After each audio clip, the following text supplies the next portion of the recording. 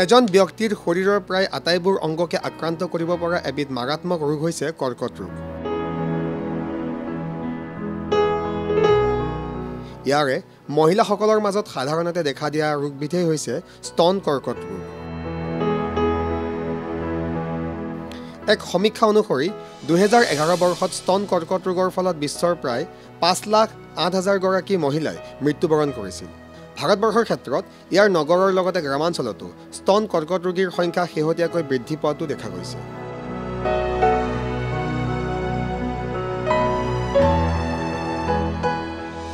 (2018) বৰ্ষৰ এক প্ৰতিবেদন অনুসৰি 1,62,468 গৰাকী মহিলাই নতুনকৈ এই ৰোগত আক্ৰান্ত হয় আৰু ইয়াৰে 68,090 গৰাকী ৰোগীয়ে মৃত্যুবৰণ কৰে। গতিকে স্তন কৰ্কট ৰোগ প্ৰতিৰোধ কৰাৰ বাবে ইয়াৰ সজাগতা বৃদ্ধিৰ উদ্দেশ্যে অক্টোবৰ মাহটো সমগ্ৰ বিশ্বতে স্তন কৰ্কট ৰোগ মাহ হিচাপে উদযাপন কৰা হয়। এই সন্দৰ্ভত এক আছুতীয়া সাক্ষাৎকাৰত গুৱাহাটীস্থিত ডাক্তৰ ভুৱনেশ্বৰ বৰুৱা কৰ্কট প্ৰতিষ্ঠানৰ সঞ্চালক ডাক্তৰ অমল চন্দ্ৰ কটকীয়ে কয় যে বৰ্তমান সময়ত 90% ৰোগীয়ে এই ৰোগৰ পৰা আৰোগ্য লাভ কৰাটো সম্ভৱ।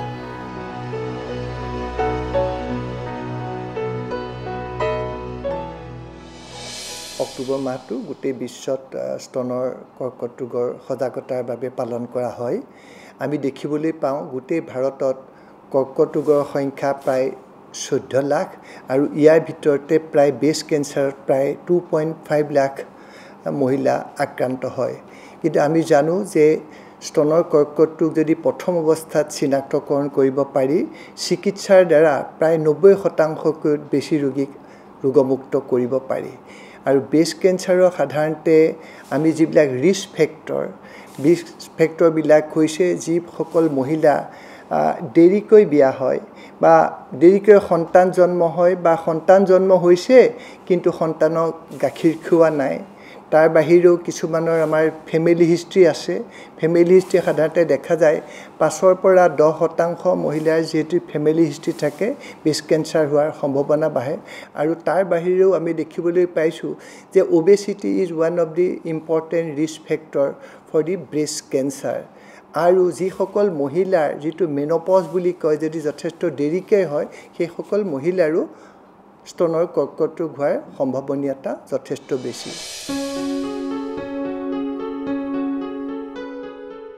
সঞ্চালকগৰাকীয়ে একেটা সাক্ষাৎকাৰতে স্তন কৰ্কট ৰোগৰ লক্ষণসমূহৰ বিষয়েও কিছু কথা সদৰি কৰে। যে যদি কোনো মহিলাৰ স্তনত এটা টেমুনা বা গোটা বা লাম্প ফিল কৰে এইটো স্তনতো হ'ব পাৰে বা কাষলতিৰ তলতো হ'ব পাৰে, সেইটো এটা লক্ষণ হ'ব পাৰে। বা স্তনৰ পৰা যদি নিপুলৰ পৰা ডিscharge হয় বা নিপুলটো ৰিট্ৰেকশ্যন হয় বা আকৃতিগত পৰিৱৰ্তন হয়, স্তনৰো হয়তো আকৃতিগত পৰিৱৰ্তন হ'ব পাৰে। এইবিলাকে সাধাৰণতে স্তনৰ কৰ্কট ৰোগৰ লক্ষণ বুলি ক'ব পাৰি।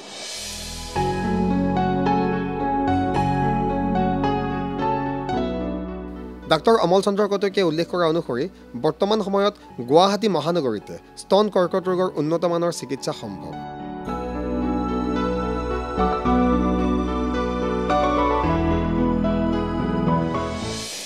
মানুহে এই বিষয়ে কিছু কথা জানে। স্তনৰ কৰ্কট ৰোগ বেছিভাগ ক্ষেত্ৰত দেখা যায় যে এইটো যে মাল্টিডিচিপ্লিনাৰী ট্ৰিটমেণ্ট হয়। কেতিয়াবা চাৰ্জাৰী, কেম'থেৰাপি, ৰেডিঅ'থেৰাপি সংমিশ্ৰণত হয়। কিন্তু আমি যদি প্ৰথম অৱস্থাত চিনাক্তকৰণ কৰিব পাৰোঁ আমি গোটেই ব্ৰেষ্টটো অপাৰেশ্যন কৰি গুচাই নিদিয়াকৈ অকল টেমুনাটো গুচাই পেলাই চিকিৎসা কৰিব পাৰোঁ। গতিকে মহিলাসকলে ভয় কৰিব নালাগে যে ব্ৰেষ্ট কেঞ্চাৰ হ'লেই যাতে স্তনটো গুচাই দিয়া নহয়। গতিকে প্ৰথম অৱস্থাত চিনাক্তকৰণ কৰিব পাৰিলে আমি ব্ৰেষ্টটো সংৰক্ষণ কৰিব পাৰোঁ। আৰু এই চিকিৎসা যিটো কেম'থেৰাপি হওক, চাৰ্জাৰী, ৰেডিঅ'থেৰাপিৰ সংমিশ্ৰণত ইয়াৰ দ্বাৰা আৰোগ্য হোৱাৰ সম্ভাৱনা প্ৰায় 90%তকৈ বেছি। আৰু আমি আপোনালোকক জনাবলৈ পাই সুখী হৈছোঁ যে ডক্টৰ ভুৱনেশ্বৰ বৰুৱা কৰ্কট প্ৰতিষ্ঠানত এই ট্ৰিটমেণ্টৰ সকলো সুবিধা আছে। আৰু আপোনালোকে এইটো জানে যে ভাৰত চৰকাৰৰ যিটো আঁচনি PMJY scheme, Ayushman Bharat PMJY scheme আৰু অসম চৰকাৰৰ অটল অমৃত অভিযান, ইয়াৰ দ্বাৰা বিনামূলীয়া চিকিৎসাৰ ব্যৱস্থা আছে।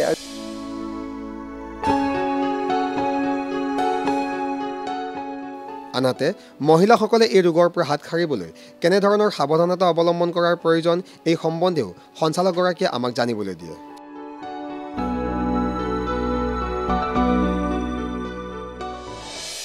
আমি কেনেকৈ প্ৰতিৰোধ কৰিব পাৰোঁ এইটো বৰ প্ৰয়োজনীয় কথা। সকলো মহিলাই সাধাৰণতে ঋতুস্ৰাৱ হোৱাৰ পাছত 5 দিনমানৰ পিছত তেখেতসকলে নিজৰ স্তন নিজেই পৰীক্ষা কৰিব লাগে, নিজৰ হাতেৰে, তাক কয় ব্ৰেষ্ট ছেল্ফ এক্সামিনেশ্যন। আৰু 40 বছৰ হোৱাৰ পাছত সকলো মহিলাই চিকিৎসকৰ দ্বাৰা অন্ততঃ বছৰেকত এবাৰকৈ স্তন পৰীক্ষা কৰোৱা উচিত। 50ৰ ওপৰৰ 50ৰ পৰা প্ৰায় 69 বছৰ মহিলাই সাধাৰণতে মেমোগ্ৰাফি কৰিব লাগে, ব্ৰেষ্টৰ মেমোগ্ৰাফি কৰিব লাগে। আৰু 40ৰ পৰা আপোনাৰ 50 বছৰৰ ভিতৰত যদি কোনো মহিলাৰ লক্ষণ থাকে, কিবা লক্ষণ থাকে আৰু ফেমিলি হিষ্ট্ৰী থাকে, তেতিয়া তেখেতসকলে মেমোগ্ৰাফি কৰোৱা উচিত।